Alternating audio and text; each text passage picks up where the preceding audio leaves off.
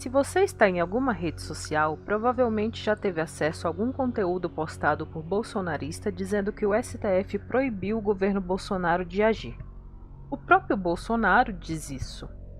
Isso é verdade ou é o bolsonarismo querendo se livrar de sua responsabilidade mais uma vez? Em primeiro lugar, vamos entender a decisão. Em março, o governo federal encaminhou ao Congresso a medida provisória 926, que alterava a Lei nº 13.979 de 2020. Mas ignore os números das leis. Vamos entender as ideias. A lei diz que as autoridades poderão adotar isolamento social e quarentena. Significa que o governador pode adotar quarentena no estado e o prefeito no município. A lei também diz que qualquer uma dessas medidas deve ser tomada com base em evidências científicas e informações estratégicas da saúde.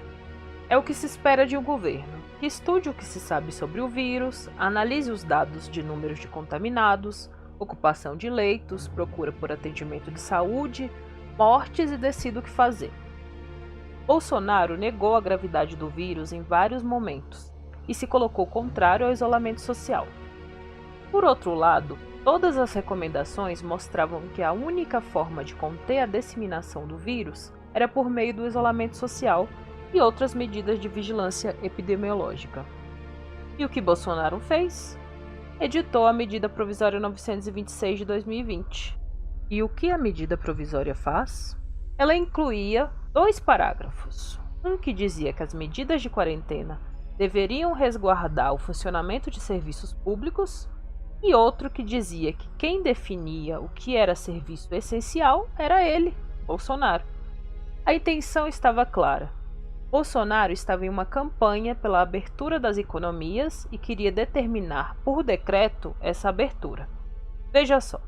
Em um pronunciamento na noite desta terça-feira, o presidente Jair Bolsonaro criticou a quarentena e pediu volta à normalidade. Algumas poucas autoridades estaduais e municipais devem abandonar o conceito de terra arrasada, a proibição de transportes, o fechamento de comércio e o confinamento em massa.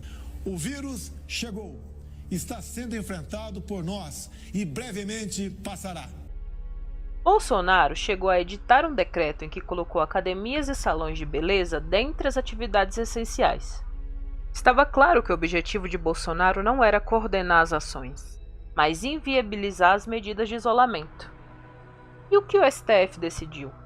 Decidiu que as medidas adotadas pelo governo federal na medida provisória 926 de 2020 para o enfrentamento do novo coronavírus não afastam a competência concorrente nem a tomada de providências normativas e administrativas pelos estados, pelo Distrito Federal e pelos municípios.